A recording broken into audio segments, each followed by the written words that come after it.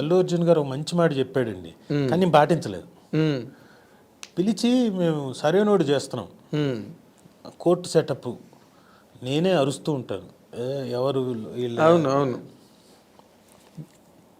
చూస్తున్నాడు అది చాలా ఎమోషనల్ సీక్వెన్స్. రాజు గారు రండి అన్నాడు. సరే అని వెళ్ళాను. చెప్పండి సార్.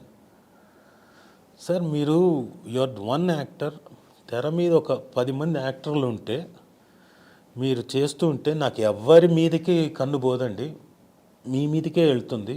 మీరు అంత మంచి యాక్టర్ సార్, మీరు ఎందుకు మరి ఏంటి అన్నాడు.